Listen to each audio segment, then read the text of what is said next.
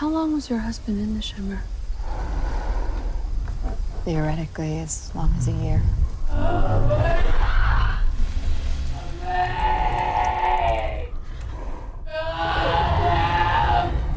It's a long time to be inside and remain intact.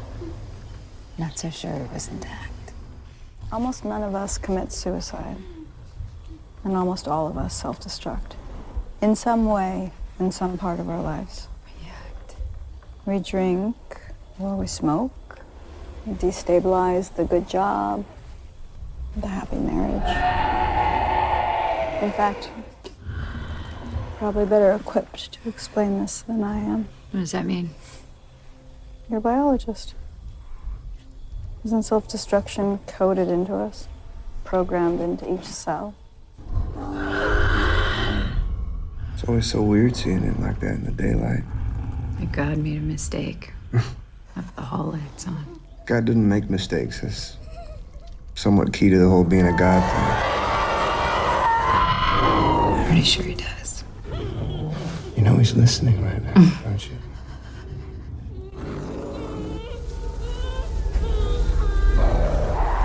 Ventress wants to face it. You want to fight it. But I don't think I want either of those things.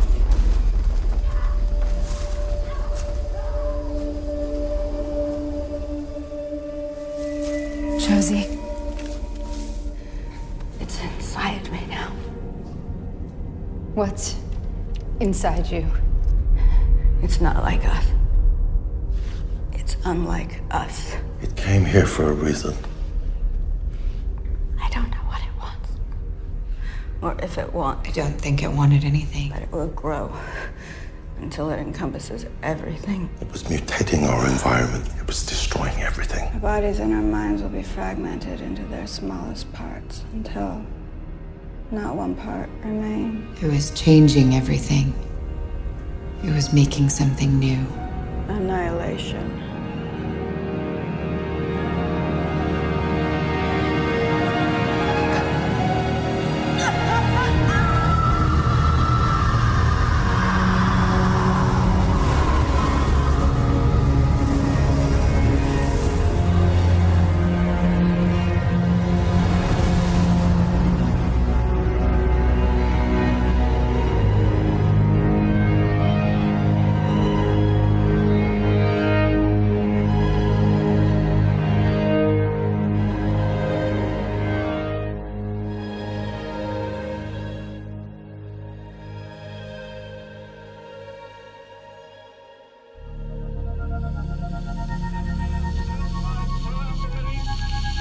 That the only thing we have to fear is fear itself. No. Be afraid. Be very afraid. There's nothing to fear except God. Whatever that means to you. Do I look like someone who cares what God thinks?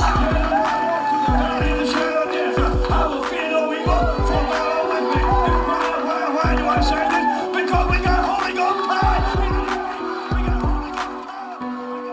You're listening to a podcast exploring faith and fear, what scares us and what saves us. This is the fear of God.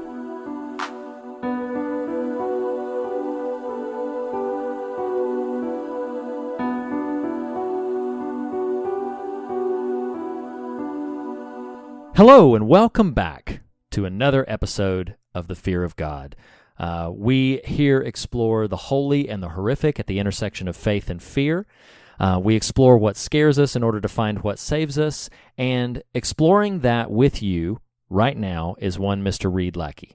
Normally, I have Mr. Nathan Rouse with me, but not that long ago, he very quickly said he had to leave, couldn't tell me where, told me to look at the stars, watch for him. I pined after him for a couple of days, but then I found out that he went into this thing. He went into some swirly, bubbly thing. I don't know what exactly it was looking like, some shimmery thing, but he went into it, and all I know is my friend Nathan Rouse went in, and now all I have left is some weird, large, life-size chia pet.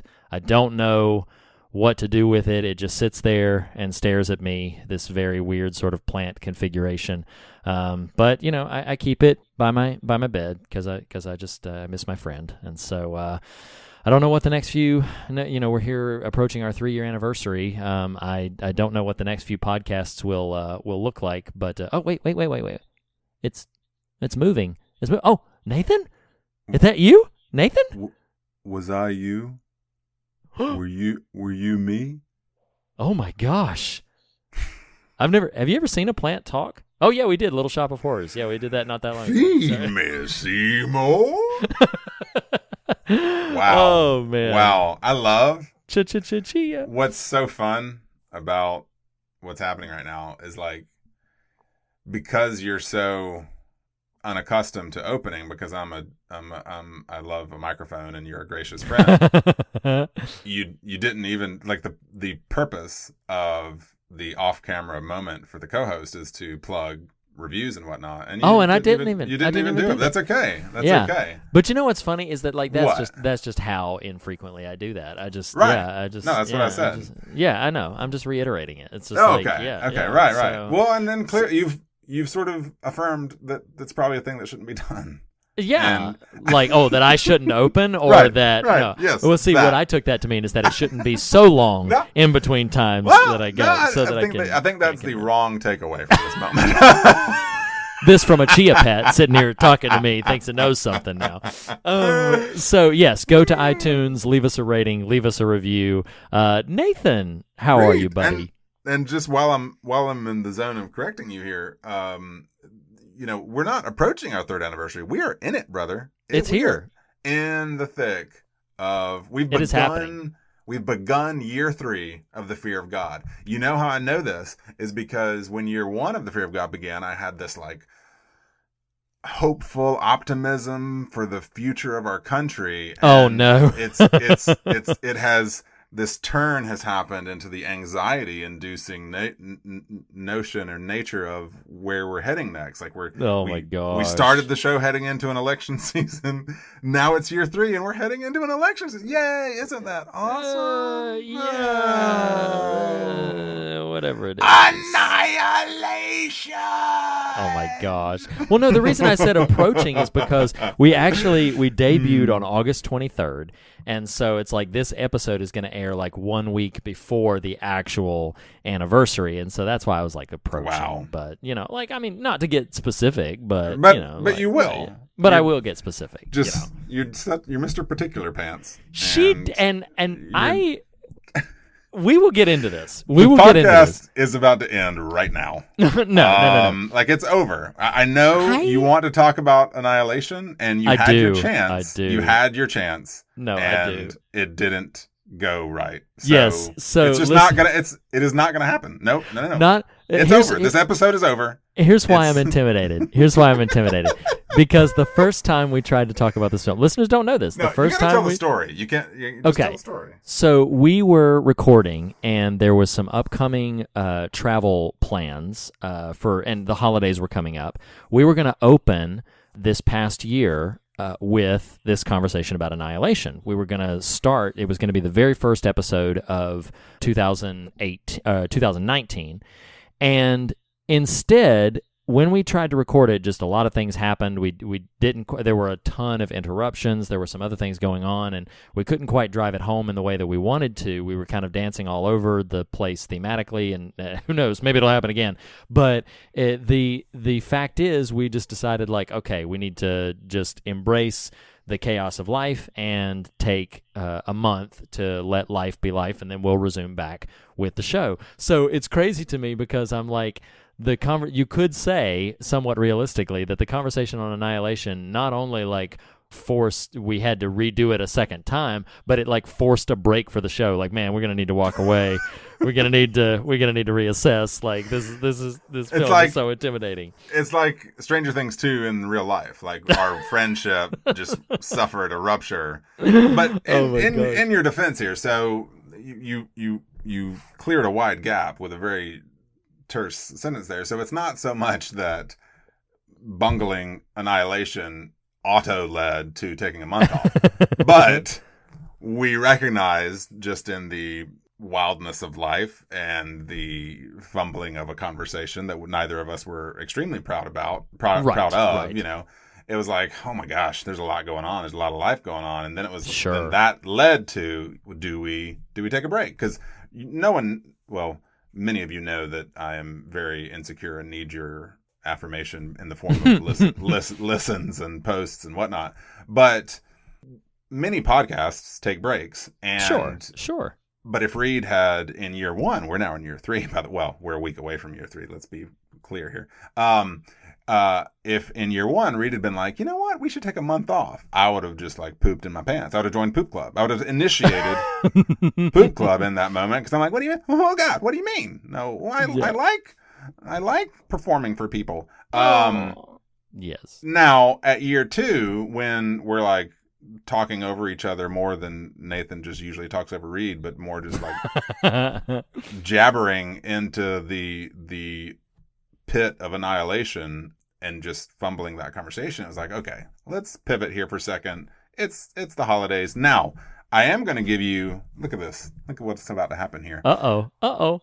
Our inadvertent screw up of our dislike of the annihilation conversation beget one of the greatest moments in Fear of God history, which is our current art, our current branding. Yes, it did. Because when we took a month off, it gave me brain time to put, kind of in motion something I'd had kind of weighing on me for a while and trying to make this happen. So yeah, we took a month off. And that's it. That's what happened. We were just very intentional to screw up a conversation. Exactly. We self-sabotage. So literally, sabotage. We're about to have our second recorded conversation about Alex Garland's Annihilation. Yeah, indeed. Hopefully it will not prompt an extended break this time around. But there's no more passes on this one. But I do have one question to ask you before we get too deep into this, and that's what you watching, what you reading, what you listening to.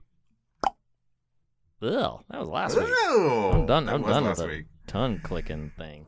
Yeah. What are you? Whatcha? Am I you? Were you me? Wow. Yeah, I know. Drinking game for how much time it's gonna get old quick. So, 2 quick ones, then a not so quick one. So whatever you got, sprinkle in. I did recently. I proselytized about this, 6 weeks ago on the show. And finally, recently, my family was out of town. It was a Sunday morning.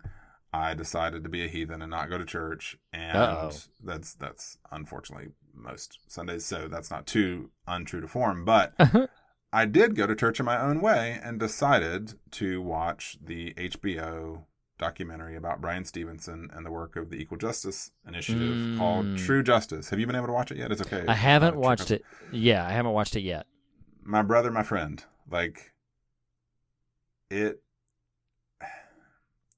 there is my wife gets on to me sometimes for how I will dredge myself through the bottom of my spirit's ability to kind of hold all the things I expose myself to. Yeah. You know what I mean? Yeah.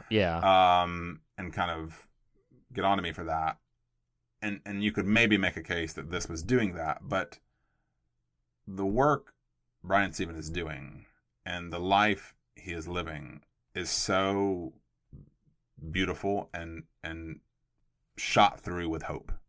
On a Sunday morning, house is empty. I had some coffee. I was in my pajamas. I was like, okay, I didn't make it to church, but I'm going to turn this on. And I went to church, man. The spirit is all over it. There are places where I was just openly weeping because you're just so broken by the hereditary. I'm going to do this by the hereditary of our culture and civilization. And yet at the same time, so just charged with the beauty possible in reconciliation to that broken heredity. Wow. Yeah. And that's it. People will accuse me of hyperbole, but it can't be overstated how monumental and significant the way this person has chosen to live their life is, as it breaks and casts a mirror back on who we are as a culture, specifically who we are in America. But it's I could not and cannot more highly recommend that material. If you're not, I mean, definitely in tandem with reading the book, but if you're not going to read the book, absolutely watch this documentary. It's amazing. That's awesome. Yeah. I have really only one, and it's gonna probably take a beat. So do you want to sprinkle? Take a beat. Okay. So I finished reading a book, and look at you. I know. I read another book. Someone went to the library. So I basically I had been eyeballing this book for a while. I finally checked it out. It is super, super brief. You could read it. That makes sense. Yeah, because I ain't got time. So. But I was actually, when I selected it, I pulled a Nathan and I went digitally because it is what you do. But I didn't realize until I got it digitally how brief it was. I just knew the cover and the author and the title and everything. So when I got it, I didn't realize I'm actually going to finish this in just a little over 2 hours. But the book is called, and I'm going to try to be very deliberate with this. The book is called A Nation of Immigrants. And it was written by President John F. Kennedy. So it is, as his other book, Profiles in Courage, was, it is intended to be sort of a primer on the history of immigration in the United States. And, of course, John F. Kennedy was a Democratic president, so there are some philosophies in it that if listeners are not of that persuasion, they might challenge a lot of the notion to it. And I will say out the gate that he does not at all anywhere address the notion of what would be deemed illegal immigration, like people who came into the country in utter dismissing of the sort of adhered policy process. So he doesn't address that at all.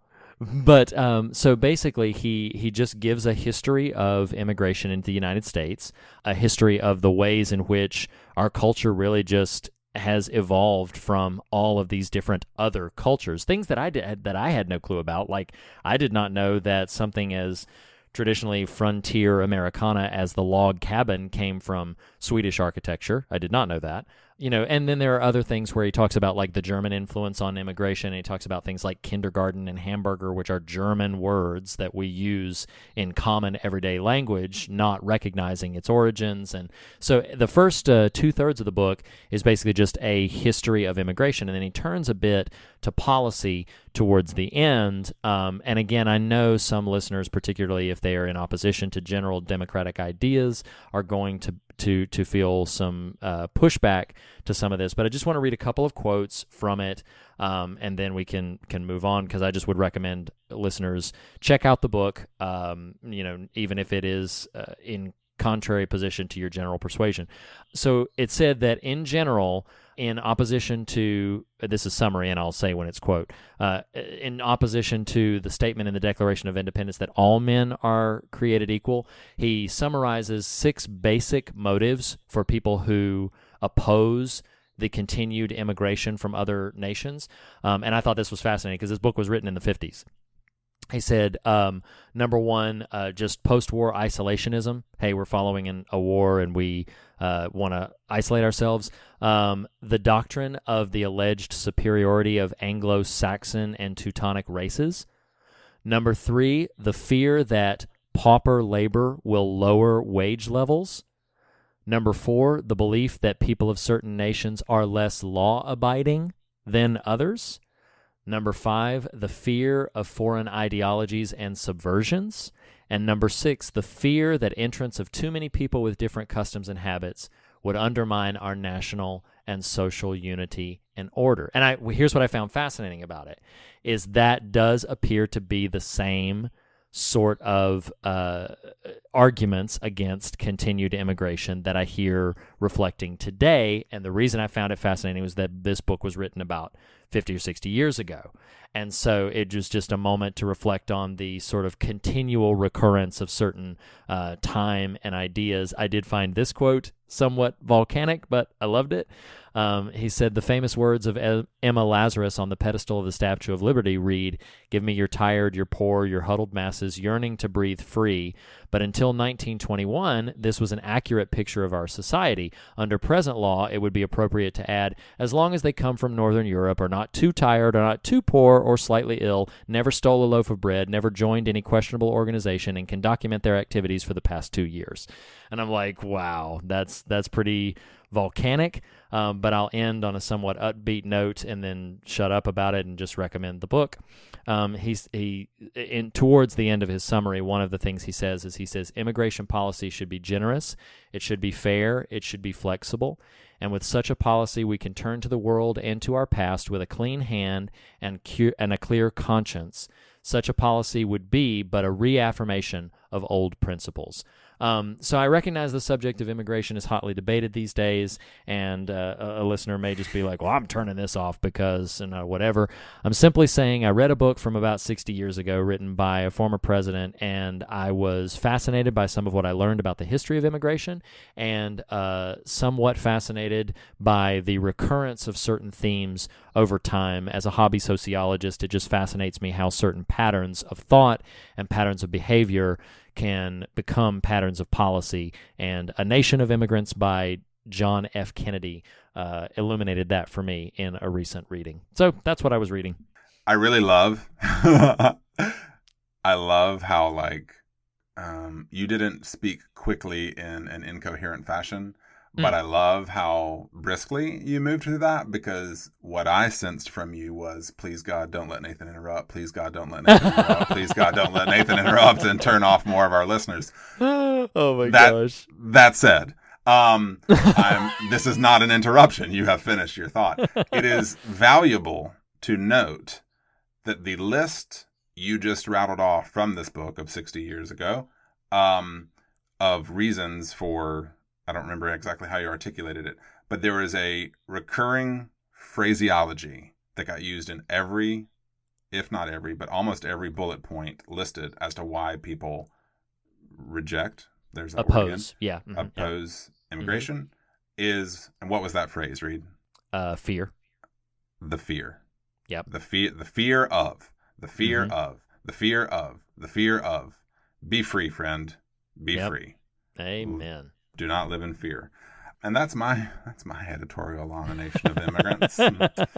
I'm sure there's nothing more to be said there. I will tie a little bow on this Whatcha Watchin' with, my wife and I just watched a comedy special, Read. Oh, that's awesome. Because, you know what? I need to laugh because I'm sad. I'm sad a lot.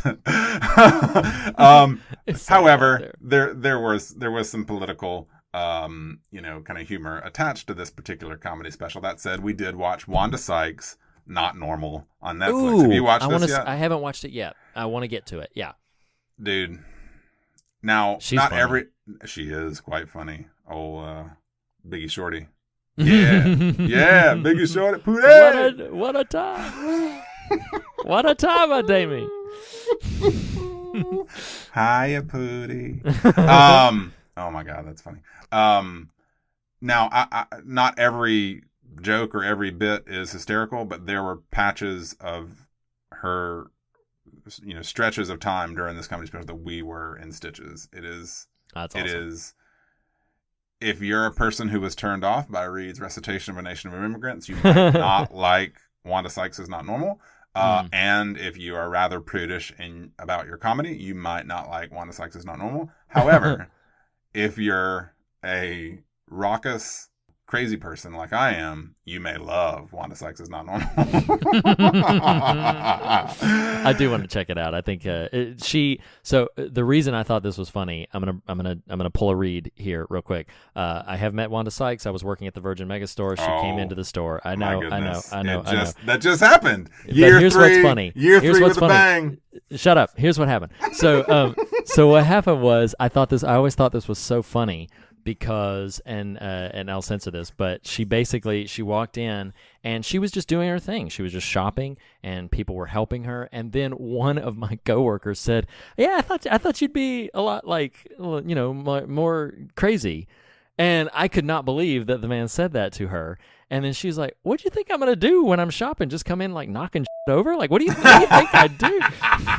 And it was hysterical. And I always just thought that was so funny. So that's the only reason I'm interjecting here. I'm trying to refrain from all the only reason. Well, yeah, I did meet her. I shook her hand, all that kind of stuff. Yeah. So yeah, all and that. She said, "Hi, Lackey."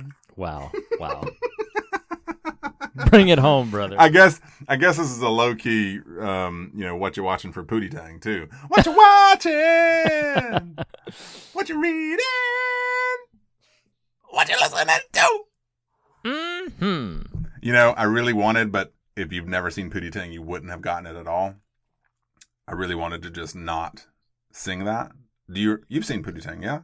Yes, but it's been years. Well, when the character Pootie Tang records his new track and they play it, there's just nothing, right? Do you remember that? Right. Yeah, yes, there's no, yes. but everybody's responding as though it's the most off the chain thing they've ever heard. It's amazing. So yes, I did think about that. However, that's a lot of stuff. Reed, we do need to get to the adventures of Jane Foster and Valkyrie. If you are cool indeed. with, indeed. You know what? Oh, bro. And Poe Dameron. We should do. Well, yeah, but these Whatever. are two Thor-themed characters here, is what I'm talking about. We should do like a sub episode on the Comic-Con announcements of MCU. That'd be fun. Oh, that will be fun. Or just do another 10 minutes of what you're watching, talking about the announcements. However, yes, Natalie Portman plays Jane Foster and is going to be Thor, which is pretty awesome. If you've never read Jason Aaron's run in Marvel Comics, it's amazing. And Tessa Thompson plays Valkyrie from Ragnarok on Ford. Indeed. But we're not talking about Thor today, are we, Readin? Nope, not right now. We are talking about Alex Garland's Annihilation. So we've already mentioned how intimidating this book is. I was looking at a note, and you'll understand why I said book in a second. So I actively, in preparing for this conversation, I wrote down some trivial bits. And in a way of just sort of like coming to the conversation as freely as possible, I actively did not write any other notes down because one of my trivial bits is that Alex Garland he did not reread the book when it came time to adapt it because he chose to adapt it like the dream of a book. And it was funny because I was like, you know what? I'm just gonna have this conversation without any framework or notes or anything like that. So usually you probably feel like you've got to put the net under me as I'm just like free falling through this conversation. Now I'm like, oh my god! I picture like the old Looney Tunes where they're in the big top and the person jumps off the thing and they've got the water bucket down at the bottom. I'm like moving around at the bottom. Oh god! Over here! What are you doing? And then you just fall flat on your face, and then we have to record it again 8 months later. Exactly. Oh my gosh. But I do have some trivial bits, and then I'd like to, if you don't mind, I'd like to sort of spare some of our general thoughts on until we get actually into likes, dislikes. But do you have any trivial bits to share? Do you have any pieces of information? You know what? I wanted to follow my leader, and I just deleted all of my notes right here. They're all gone. You did? Oh, no, I did not do that. Oh, wow. Way to build me up and then tear me down. That was the splat. That's what the splat felt like when you were just like moving around. Like, oh, that felt great. But you know what? What you got? Hey, you know what? I'm gonna do it. And I am pooping in my pants right now as I do this. This is Poop Club is happening. I am deleting all of my notes. I'm not gonna do it. Wow. This is real time. But 1 hour later, we'll be like, I'm not going to do it. I know. I'm going to do it. Somebody has to be able to steer us into the harbor somewhere. So I will keep my notes. Okay. All right. Fine. While you position yourself over the weird alien thing and turn into this astral weirdo form. Okay. Well, I do have some notes on some trivial bits. After that, I don't have anything. Okay. So, but there was a bit of a. Let me guess. You met Alex Garland too. No, I've not met any of Okay. the people associated with this film, sadly enough. Okay. But there was a lot of debate back and forth when the film was completed because it did test poorly. And because it tested so poorly, that prompted Paramount financiers to be concerned, and they wanted, frankly demanded, changes to appeal to a wider audience, including changing the ending, making Natalie Portman's character, as they put it, more sympathetic. Well, producer Scott Readin, I believe is how you say his name, he had final cut for it, and he sided with Alex Garland and what Garland wanted to do. The clash got more and more heated, it became somewhat tumultuous, and it ultimately led to a deal with Netflix for international distribution. Paramount just handled the U.S. releases, and I think, even though this would be technically international, Paramount also handled the China releases for it as well. But Netflix handled all the rest of international distribution, so it was on Netflix like a week after it came out in theaters in the U.S., but only if you were in one of the international territories in which that applied. I feel pretty bad about the fact that the film did not do financially well in the U.S., but we'll get to some more of those thoughts about that in a little bit. I did write down that Oscar Isaac filmed this and The Last Jedi simultaneously, even filming some of the scenes for different films on the same day and using the same trailer to get ready for both films. He and Natalie Portman are, of course, both Star Wars alums, albeit from different trilogies. And then I did write down that Frances McDormand was considered and almost landed the part of, she didn't campaign for it or whatever, but they almost offered her the part of Ventress that is now played by Jennifer Jason Leigh.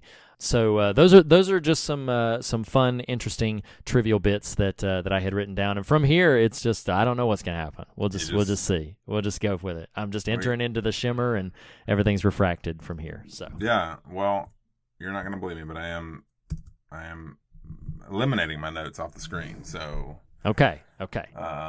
It's like what you want to talk about, buddy? You're just dipping your toe into the shimmer. I want to know. I mean, I'm in it. I just, I'm here. I am with you. Okay, We're gonna find this weird ass alligator and go. So I just want to know generally, how did you feel about the film? Well, you've seen it 3 times now? This would be your 3rd viewing. Yes, I watched it in the theater. So a couple of critics I follow on Twitter, like, I don't say this to disparage the film whatsoever, but they considered to see them talking about Annihilation at the time of its release was to see Citizen Kane in action. Like the level of adulation they had for it. Adoration, you know what I'm saying? Yeah.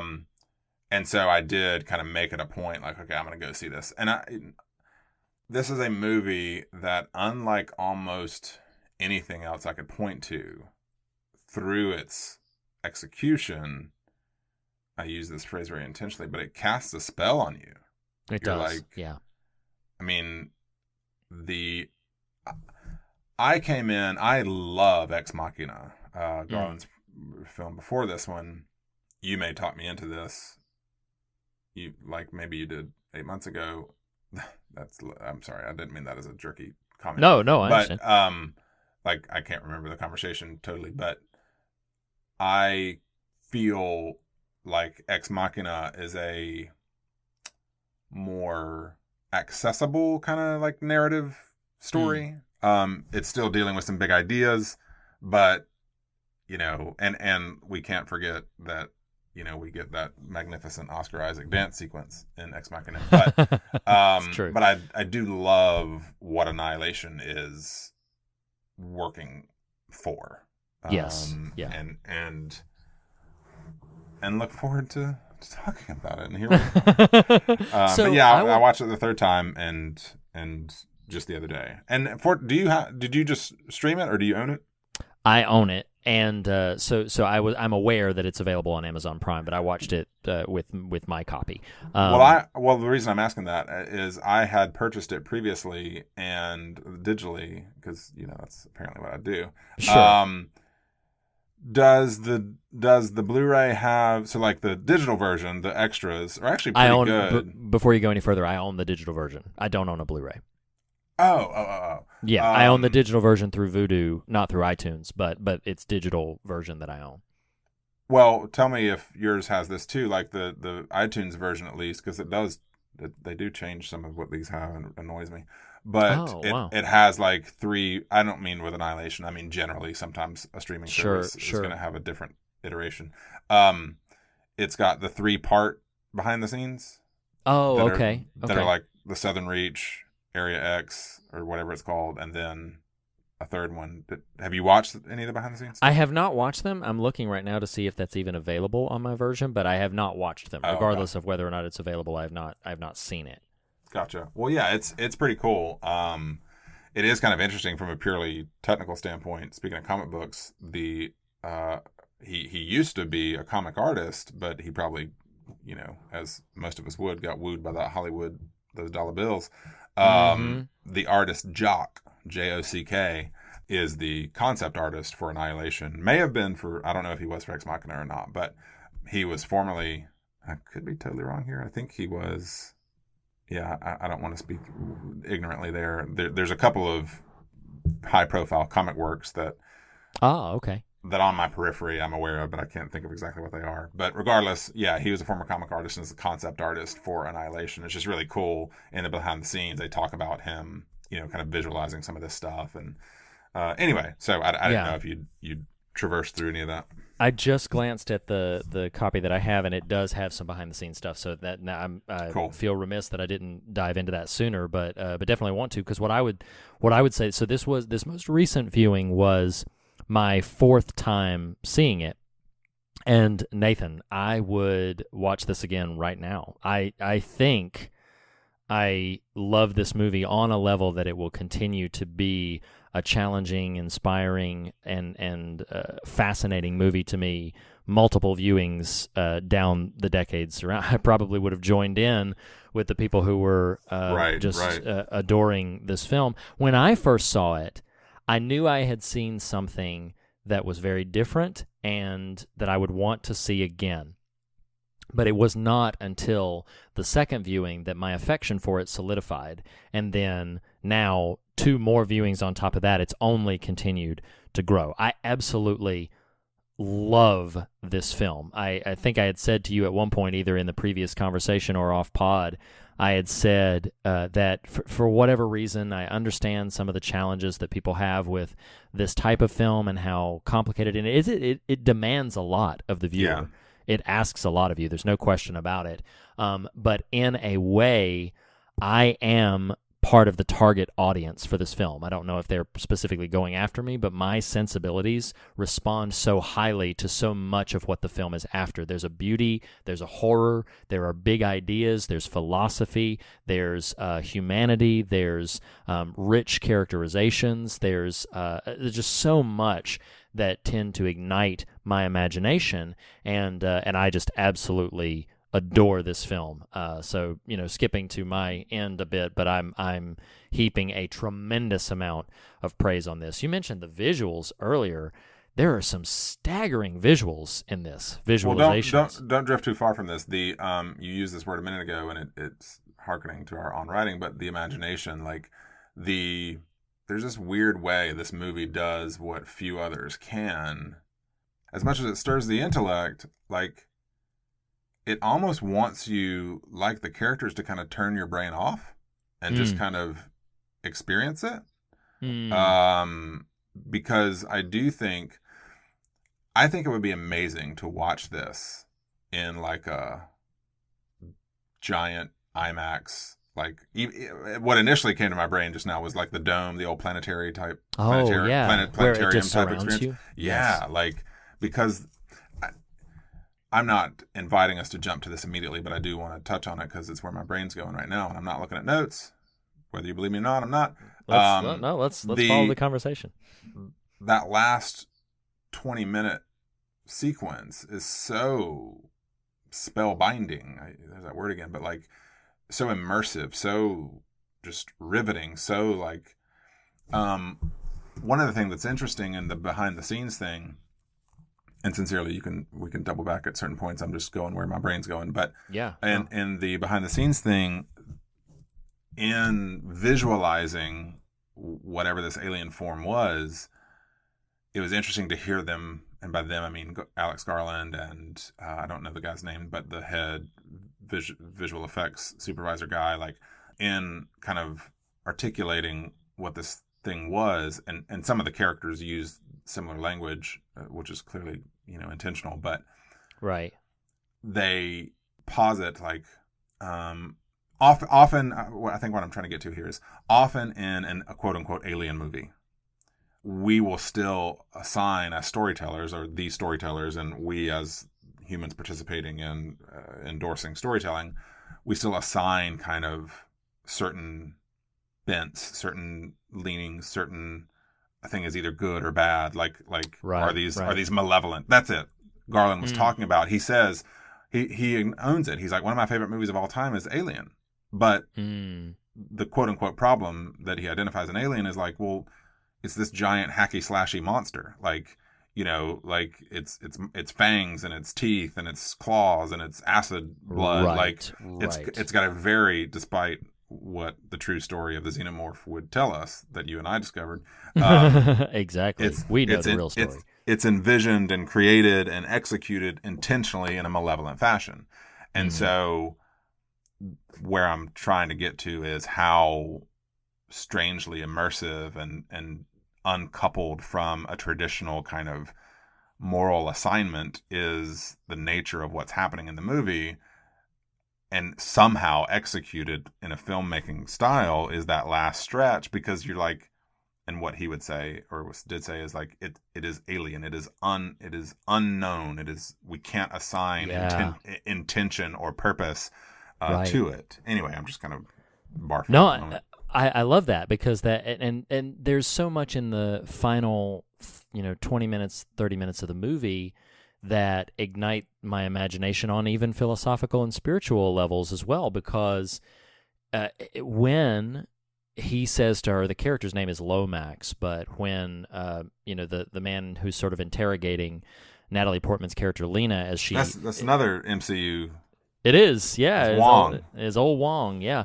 But when he's sort of interrogating her, and maybe we should generalize summary plot here in a moment, but when he's interrogating her, towards the end, he says to her, "It attacked you," talking about the alien entity. Right. It attacked you, and she says, "It mirrored me." Yeah. And so she's even coming to its defense of she seems a bit confused in the moment about whether or not that was an attack, because he says, "It attacked you," and she says, "Well, I attacked it. It mirrored me." And then when he says to her, "It was destroying everything," she says, "No, it was making something new."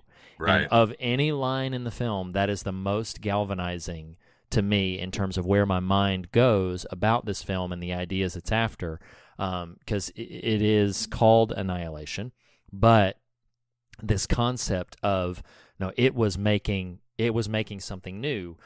Josie Raddick's character says that the shimmer is like a prism; it's refracting everything, including physical things like DNA and things that would normally be seen as locked and closed systems. It's refracting all of those things. I don't want to lose tread on the conversation, but I want to briefly summarize. This is basically a story about a group of people from different disciplines, scientific disciplines, and there have been several military expeditions, mostly made up of males, has gone into this. They think it might be alien, but they don't really know what it is. There's this thing that came, and it created this ever-growing, they call it the shimmer. It looks like bubble liquid. And there have been expeditions that wandered into it that never made it out. But the main character in this film, Natalie Portman, her name is Lena in the film, her husband was a part of one of these expeditions, and her husband came back out. And so when her husband came back out, but suddenly began to have... Did he? Or did he? Exactly.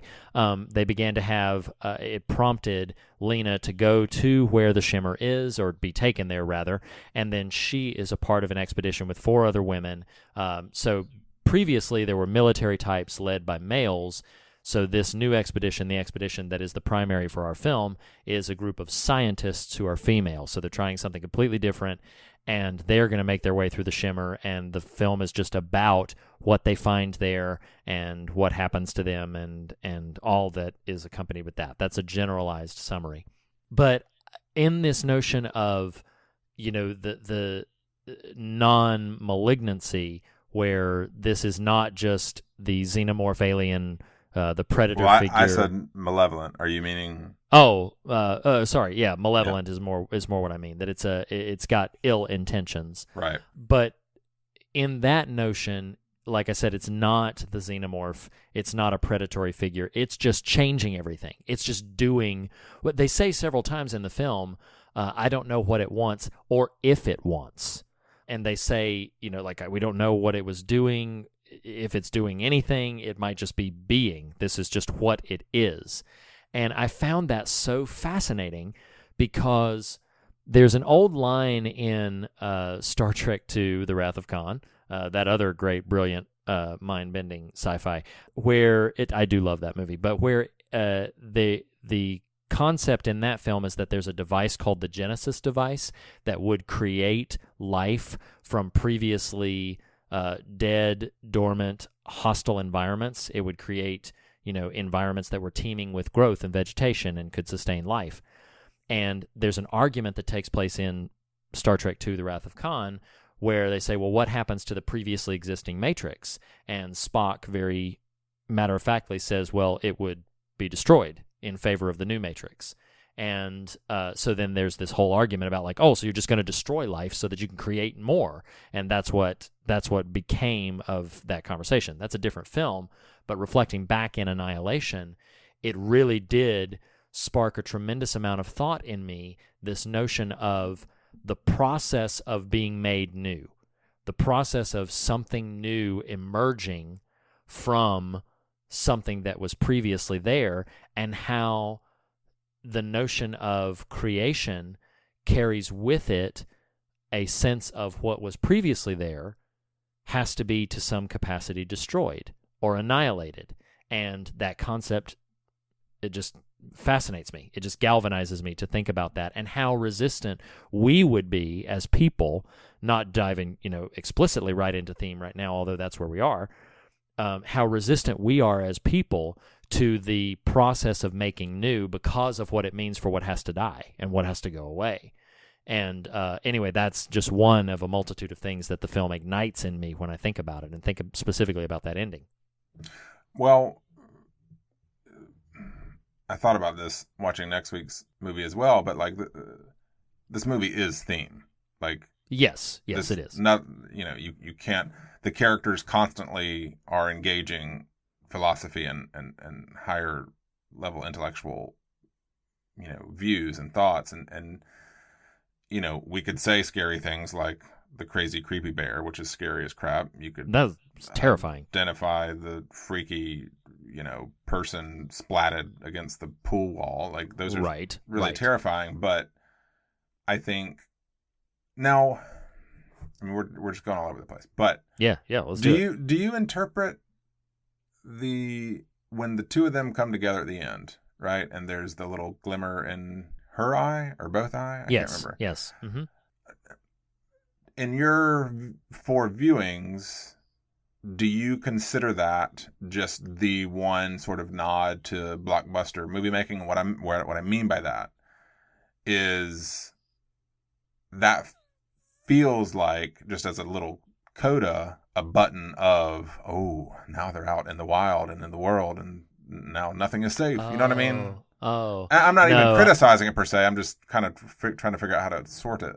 So I have never taken it that way, even from the first viewing. So I do see how, and have had conversations with other people who watched the film. In one of the viewings, I was with some friends watching it as well, and that was absolutely the way it was partially taken. I think it's a certainly an understandable reading of the film. The way I've always taken it to be is they're hugging, and there is a connection of physicality, but then there is also a connection within them of nature and makeup that the film is identifying for us, that these are now sort of the same substance even though that substance in the narrative of the film has departed. The shimmer has been destroyed, or it has, it's been burned up. Its source has been burned up, and so it's gone away. But they are now irrevocably different and of a similar type. I'll answer a question you didn't ask in relation to that ending. I was asked point blank a couple of times, so do you interpret that she is the alien clone version of herself, or is she the original Lena? And in my interpretation of it, I don't think the film is very interested in that binary of an answer, but what I think is that the version of Sergeant Kane that came out was a version that was mirror created by the shimmer. I think the version of Lena that came out was sort of the prime version of Lena, but she still carries in the tattoo on her arm and in whatever is shimmering in her eye the ripple effects, the changes that have been enacted to her from within the shimmer. Does that make sense? It does, but I would actually challenge that from the standpoint that I think by film's end there is no longer a prime Lena. Like, okay. I think, because I agree with you that the Kane out in the world is the manufactured, fabricated version, but I think the film is very intentional. I was really paying attention to this because I knew we'd probably bring it up. I think the film is very intentional to cut in the middle of the dance in such a way, because remember it kind of goes to white. Yes. You remember this? Yes. And I think that's meant to be our bookmark of you no longer are in control of what you're seeing. Like, you are not allowed to kind of interpret this in a real strict fashion. To me, we are left with two physical forms, which are each 100% Lena and 100% alien. Okay. I mean, I wouldn't even necessarily disagree with that. In terms of just material form, and here you go with it. That whole idea of like it is 100% alien and it is 100% Lena. That even goes right to what I'm so fascinated and thrilled by in this film, and this notion of its ideas of something truly new, truly different, truly alien, truly unlike what we are accustomed to, would in fact could possibly be. We use this in spiritual terms as well, like the new man or the new woman, as it were, that the old has passed away. Pushing forward in this thing, you're still fundamentally you, while still fundamentally different in these sort of theological concepts. And so I don't even think I would push back against what you've posited. I think I was thinking more in terms of material makeup that, because I do think it's intentional that she asks him, you're not Cain, are you? And he says, I don't think so. Which, God, I love his delivery of that line. He says, I don't think so. And then he asks her, are you Lena? But she does not answer. Right. And I do think that's deliberate. And I think there is an element of it that we are meant to be challenged by. Well, and that it's not a simple answer. Yeah, and you basically just said this, but I think the movie is too smart to fully resolve that. Like it is not interested in resolving for a curious audience member. But wait, is she? Right. Yeah, I agree. Because that's not what the movie is about. Now, as a random super insertion here, a trivial bit, because I minimized my notes here, but I'm just remembering this. The student at the top of the film after class that's walking down the stairs with Lena. I don't remember what they're talking about, but something academic. That performer is who they used for the motion capture of the humanoid. Really? Yeah. Oh, wow. Yeah. She's a a dancer, and they kind of gave her a scene at the front because they were also using her there at the end. You might not know this, and I this is by no means I know this thing, but it was fascinating to me because I just hadn't pondered this. did you know that the shape that emerges after Ventress gets absorbed, I don't mean the humanoid form, I mean the bulbous thing. Yes, the swirling sort of that eye-like thing. That's the alien. Yes, I did know that. Okay. Yeah. And I mean, it makes sense, but when they were articulating, I was like, oh, okay. Like, well, because it's not until the drop of blood, right, from Lena makes its way into that the cells begin. That's when it begins to form. So yes, or at least I should say, like, oh yeah, I knew that. No, that wasn't. That was just my. I mean, that is par for the course. But that was my immediate. Wow. But that was my immediate interpretation. Was obviously not in first viewing, but like from early on, I was like, no, that was the entity. It was not like a womb for the entity. It was the entity itself. Is the physical. I love that shot. Oh my gosh! From within the entity to her face with the lit. That's amazing. Well, and good Lord, the effects on that entire it's mesmerizing to watch. The swirling sort of in and out, and the glow, and when combined with the musical score that's happening, that very hypnotic dissonant score. Yes. It's a powerfully affecting moment. You know what's funny?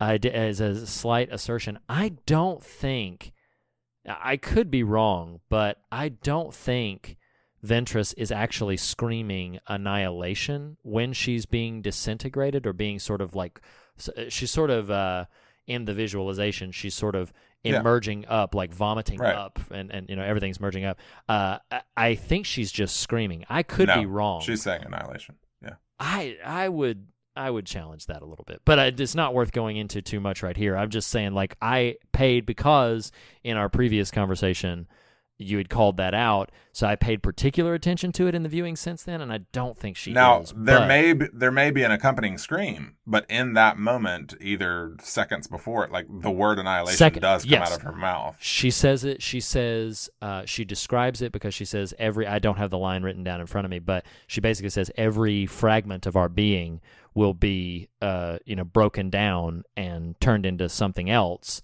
and then she says annihilation. Then she begins to. But I had always thought you meant that, like, while all of this stuff is coming out of her, she was screaming that word.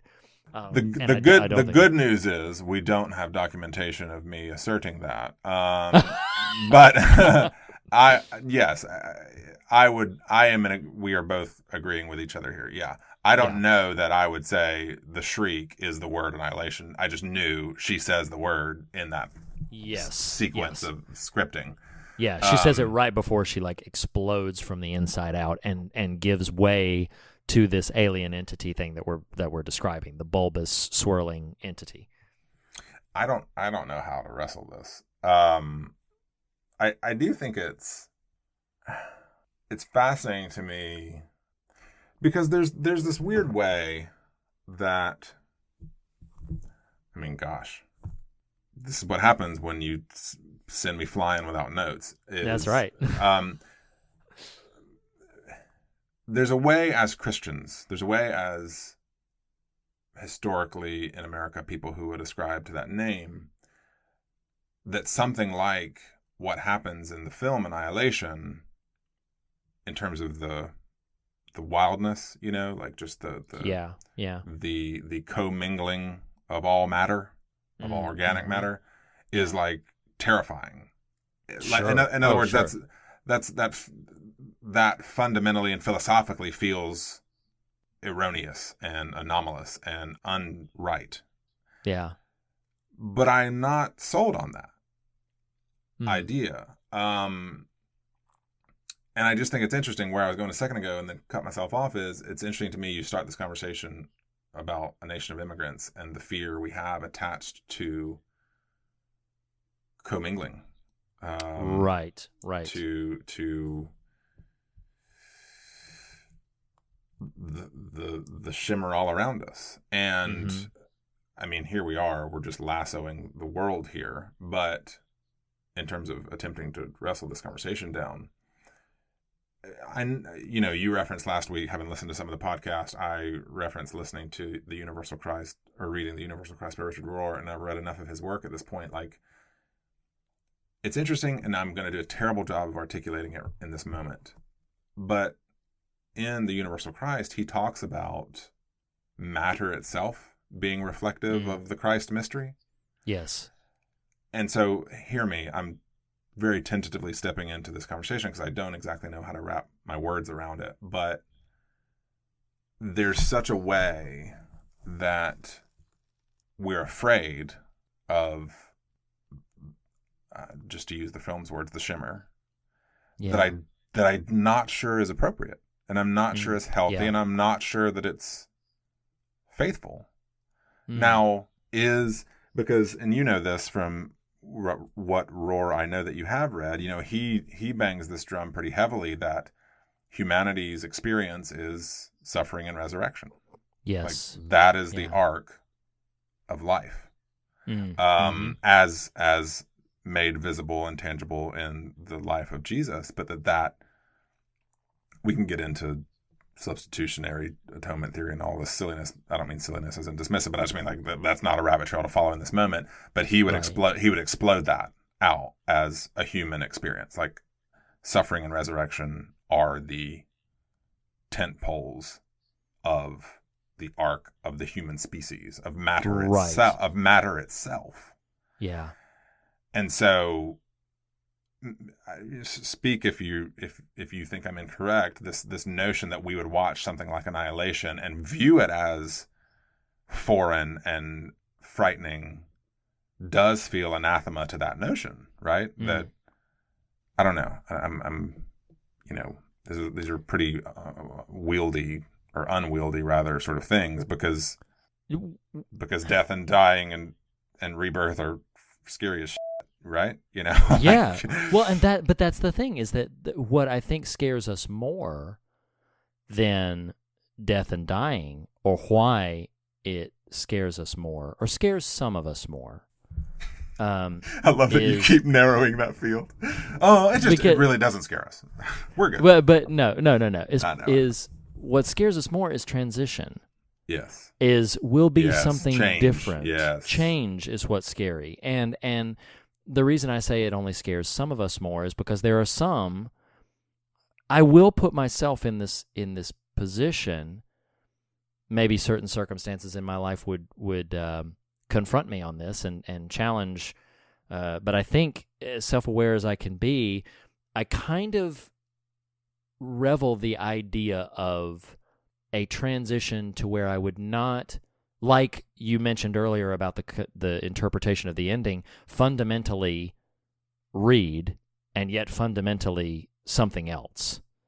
And there is a part of me that dances with theology, and a part of me that dances with philosophy and everything, that will pull no punch, loves that idea.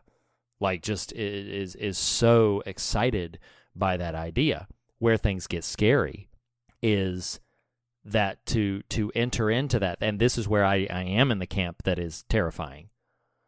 To enter into that camp, all of what you previously knew has to not necessarily go away, but it cannot be as you remembered it before, because that speaks to our desire for control, and that speaks for to our desire that we have to maintain a sense of normalcy, a sense of pacing, a sense of understanding of what's around us. And so you come to me and you say, hey, you get to be, not you, Nathan, but proverbial, you get to be this other thing.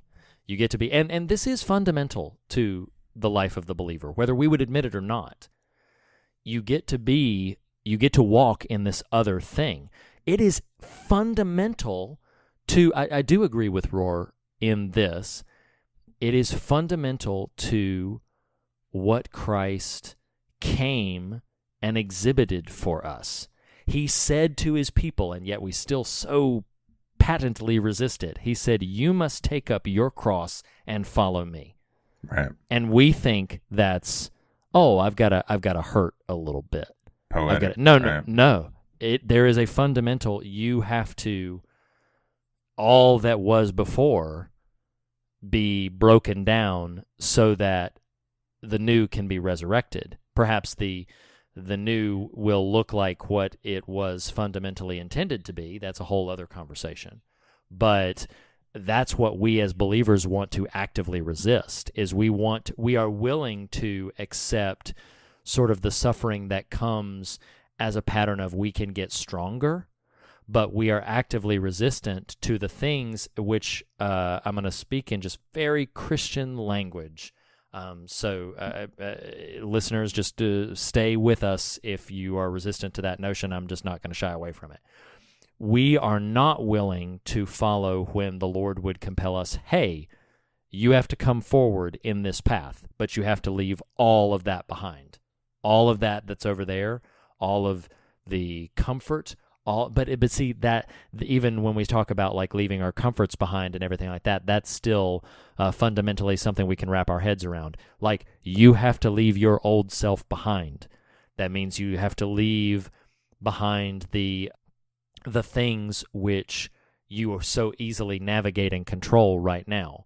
And you have to step into something. It would be like trying to learn after 40 years of driving a car. Now you suddenly have to learn how to drive an air conditioning unit. And it's like, wait, what? Like I love the beauty of that rather crude analogy, but I understand what you're after, and so the analogy works. It's like fundamentally, like, wait a second, that I'm not even used to these things moving, and not only that, like where do I sit and what do I do? It's like it is so fundamentally contrary to what we have to step into, and that is what's scary. That's the part, for me, I'm speaking for myself, but I think this is broader. That's the part that's scary. It's not scary to envision a beautiful glory ahead of me. It is terrifying to know that to be transformed, hold on, real quick. To be transformed from glory to glory means previous glory has to fade away to nothing but memory, if even memory exists and remains. Does that, is what I'm saying make sense? Yeah. And to add some clarity to my sort of hypothesizing earlier, I wasn't necessarily saying, I've got it all together and I'm not scared like all those other Christians are. I mean, it's more just kind of thinking out loud. I wonder if, goodness gracious, these thoughts are just too high for our brains. But, one thing that does come to mind that I guess what's weird is you watch something like Annihilation and you're like, I don't know that this is a false perspective that we shouldn't adopt. You know what I mean? Like this view of how life and nature is. But a key difference is where Alex Garland would say, hey, the xenomorph has malevolent intent. What if it's truly foreign and alien and we can't ascribe intent to it? I would then take a step further and say, well, I think the shimmer is all around, but there is a benevolent intent. And that is trustworthy and good, the benevolent intender, if you will, and I wonder, this is me just purely thinking off the cuff here, and so don't come at me, traditionalists. That's not an indicting word. I'm just saying, like, this is a very non-traditionalist sort of notion I'm going to introduce here. Is there, and I'm not looking for a hard answer, just thought-provoking, is like you used the phrasing a minute ago about taking up your cross and followed that with the old man, that sort of language is in this weirdo hippie metaphysical kind of path we're following here. Is it less because we're tracking through this notion of 100% you, 100% other? Is it less all the old goes away as much as it's the only you goes away? Now enjoined with the only all. That's some friggin' heady, crazy stuff right there. Oh my! Yeah, I'm gonna need to sit on that for a minute, but I think I'm gonna repeat what I heard you just say.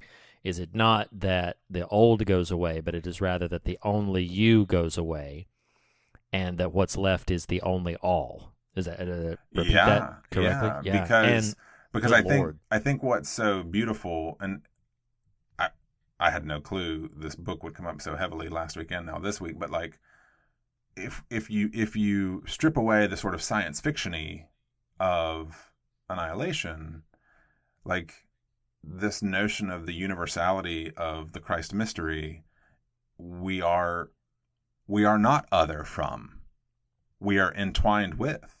We are shimmered all together. Yes. And that's and to sort of live into that means that the implications are shattering, you know? Yeah.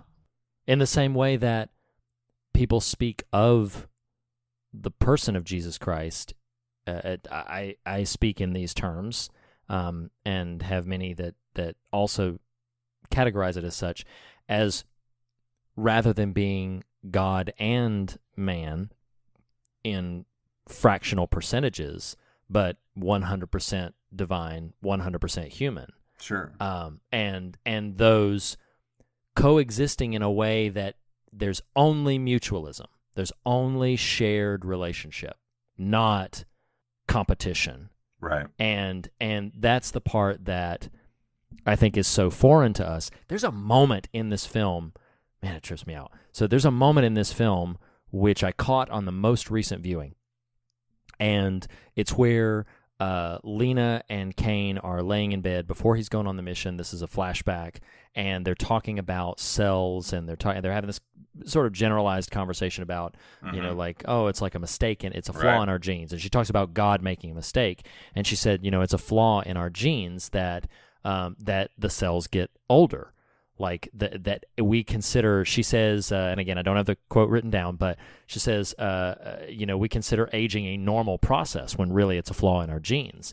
And it just really, it fascinated me this time around, because I'm thinking in all these terms about like resurrection and recreation. And we've talked before on the show in very heady ideals about, like, in many ways, you know, the vision that we have of the return of the king being this notion of not a destruction of the world at play, but rather a restoration of it.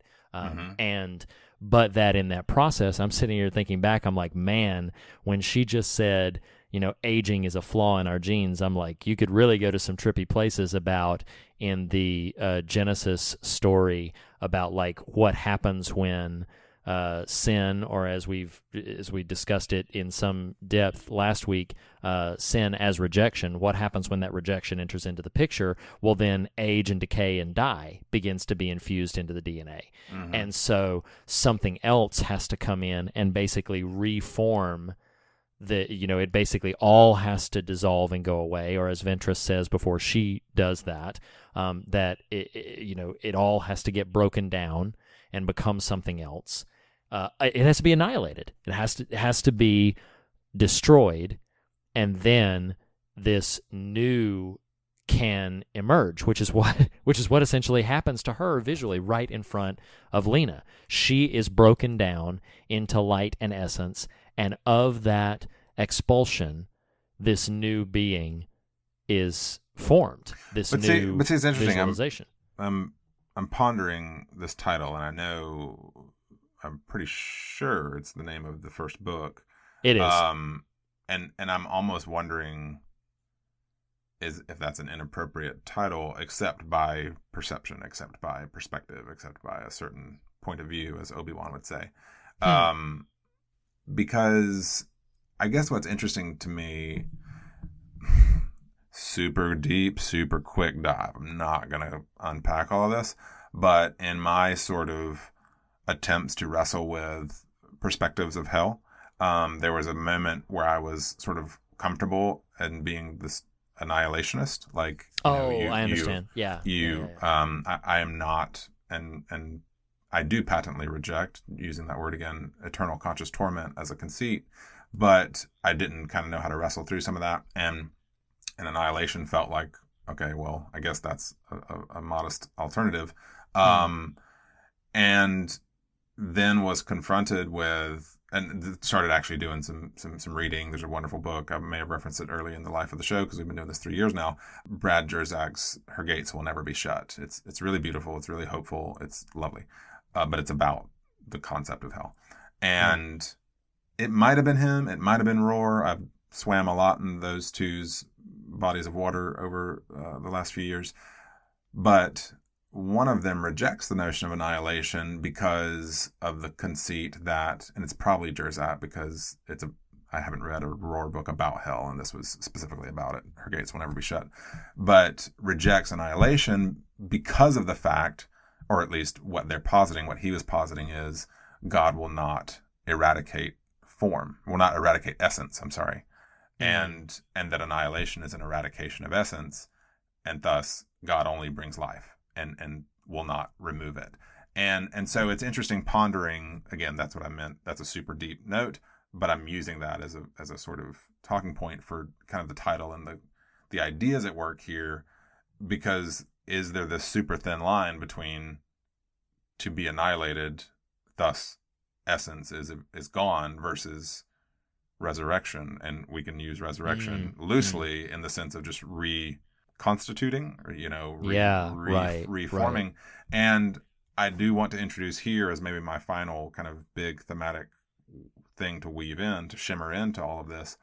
Not because I don't want us to stop talking, but I don't have other major movie beats to introduce than this.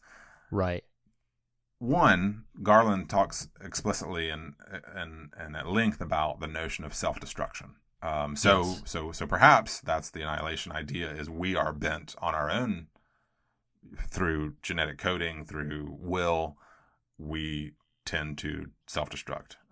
Yes. Call that Venture annihilation if you want. Yeah. Mm-hmm. And I almost wonder, I wouldn't have said this until this conversation, but as I'm positing this, probably my favorite line in the film, and maybe the most Christ mystery exemplifying character in it, is Tessa Thompson. Yes. Who says she wants to fight it. No, she says she wants to face it, Ventress. Ventress wants to face it. You want to fight it. I don't want either of those things. Yep. And she walks off and becomes one with the shimmer. Mm-hmm. She does. She is no longer anything apart from what is happening in the world around her. She is one with it. Yeah, and what's interesting about that? Well, I mean, I'm just kind of, my brain is a big bulbous alien form, just recycling and regenerating, swirling. Right, yeah.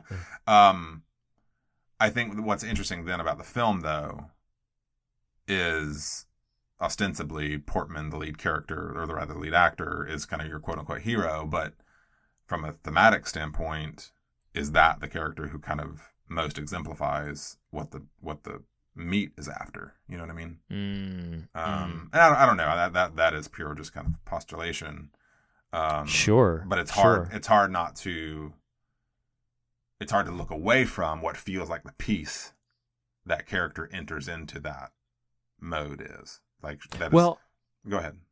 I was just going to say, and the beauty, and I do find this notion beautiful, that when inside the shimmer, the part of herself that she constantly covered up, the scars that she had from cutting herself, and the other character, Shepard, calls it out, says, Lena asks, was she trying to kill herself? And she says, no, I think the opposite. She was trying to feel alive. And she was covering up her scars the entire movie. But then right before she drifts away, what is happening to those scars? They are sprouting growth. They're sprouting life. The wounds that she's carrying, the scars that she's carrying is, and I do find it is frightening and uncomfortable, but I find a beauty to that notion that from these scars is sprouting life. And that is what the shimmer is doing to her. You know, to the others, it is manifesting different things in different ways. But we know most explicitly what it is, you know, the process it is creating in Josie Raddick, Tessa Thompson's character. And I do think there is a beauty to even in spiritual ideals of, that even the wounds we carry will spring forth into life. Even the scars that we bear, we will be known by them not as moments of shame, but as moments of place where, using the analogy, the old Frederick Buechner analogy of things growing from waste and excrement, and that's kind of what fosters the life. That's what it is. It is a part of what allows for certain things to grow and thrive. And again, I do feel that one of the reasons this movie is so challenging is that, like the concepts in which it's interested, there are no simple binary responses. This is not this is what it looks like to walk through the shimmer into something new. There's none of that. Right. And the reality that we constantly resist as believers and followers of Christ is that is not binary either. That the journey or walk into that looks fundamentally different and contrary to anything we can understand or control. And walking into that, following the Spirit, my God, he said so many times to his people, he said, the Spirit is like the wind. Like you see the effects, but you don't know where it's coming from or where it's going. And so such must be the sort of understanding, or at least the acceptance, and that is, by the way, I have not read the books, but the titles of the books are Annihilation, Authority, and Acceptance. That's the 3 titles of the books. And I feel like what we must come to is this understanding that we must not merely lose ourselves, lose our own lives to find it, but we must also lose sight of the need, desire, and demand to control what that looks like and how it feels. We must enter into what the Spirit is doing to us, what the Lord is doing to us. Again, I'm using very Christian language because It's the cleanest through line to express how my thoughts revolve around this film. That to enter into that, it is terrifying. But as Lena says elsewhere, it's not all horrific. It's often beautiful. And there is both a beauty and a fear that comes to it. The name of our show is The Fear of God. There is a fear that comes to it, that if we can press through it, there is a joy on the other end of it as well, which is how, to bring it back to what we were speculating on earlier, that is how the book of Hebrews describes what Christ did. It says that for the joy that was set before him, he overcame the fear. And I'm about to blow your mind here. So, I mean, think of, this is just coming to me in real time, but that imagery in the end, in the catacomb, like I mentioned earlier, the neutral intent of the entity that is at the heart of the Southern Reach, the place. Yeah. Now apply benevolence in intent and take what Lena is looking into and make it a bush. Make it this moment of utter awe and terror and finally transformation. Yes. Yes.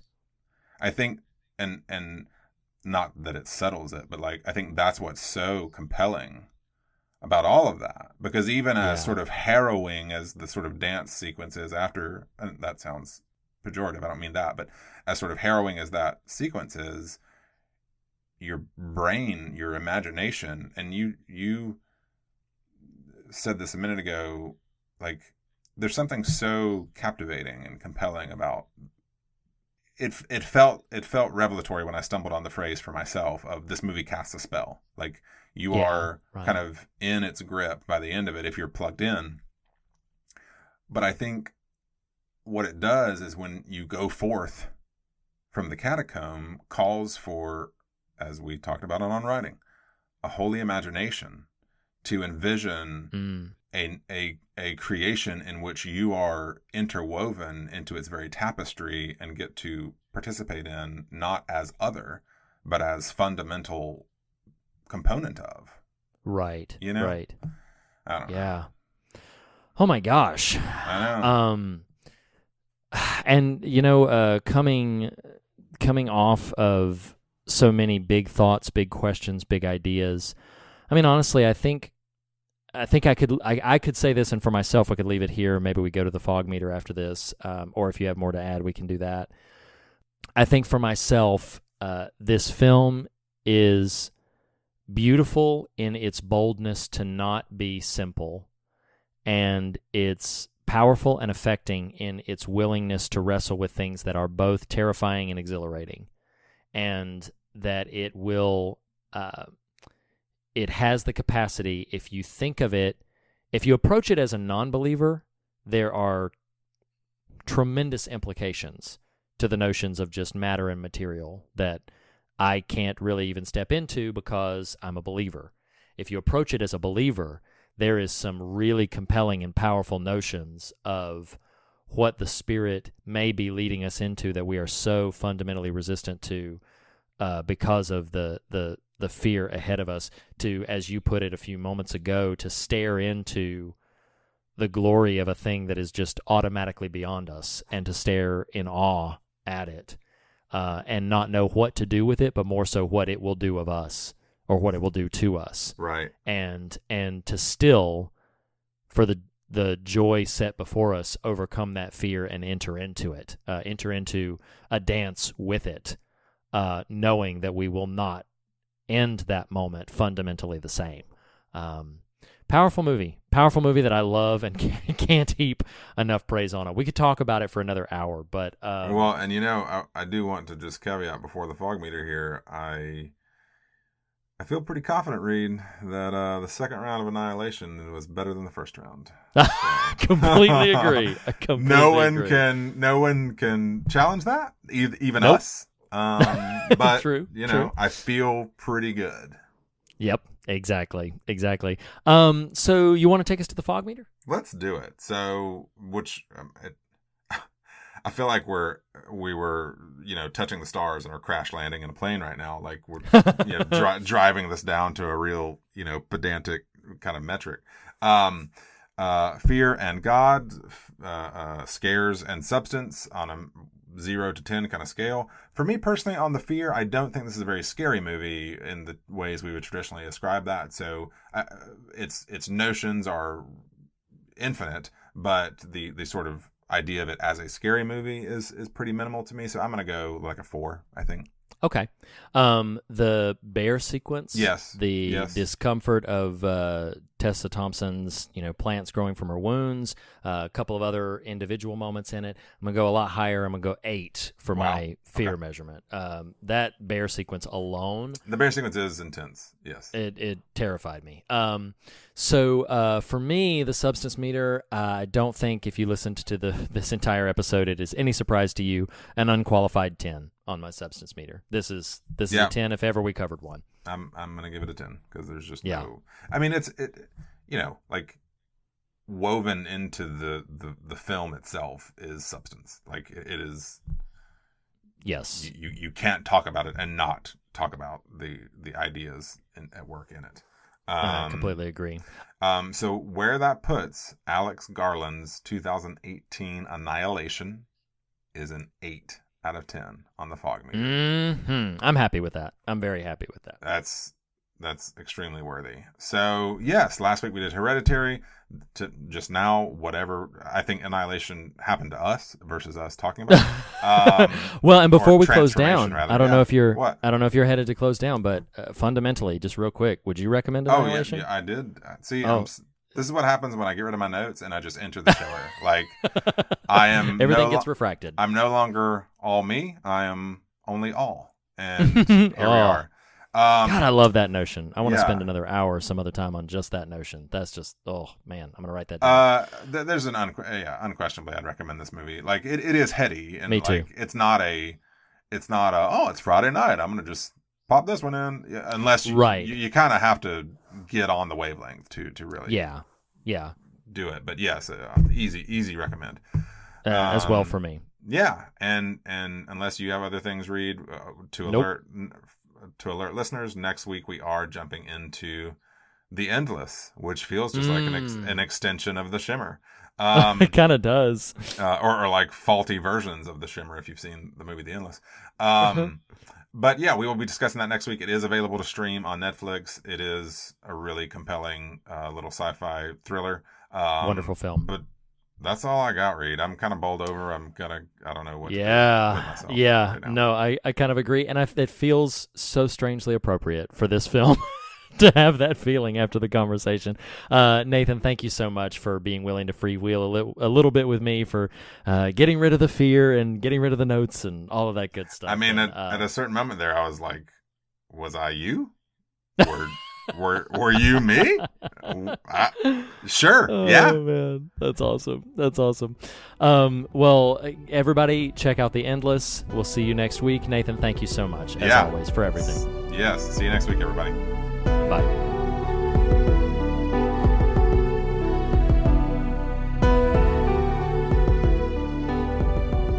The fear of God is the beginning of wisdom, but not the end of the conversation. And you can continue the conversation in a variety of ways. You can follow us on Twitter @The Fear of God. You can like and follow us on Facebook, or join the Facebook Fear of God discussion group. You can follow us on Instagram @Fear of God Podcast, or go to morethanonelesson.com to leave a comment on this post or any of the other official episode posts. Email us at fearofgodpodcast@gmail.com. Our theme music was composed by Lee Wright and Reed Lackey, and our podcast art was crafted by Jacob Hunt of jacobhuntcomics.com. Merchandise for the show can now be found at tpublic.com. Just search for The Fear of God Podcast, all one word. And last but not least, if you listen to us through iTunes, we would greatly appreciate a rating or a review. Thank you for listening. We'll see you next week.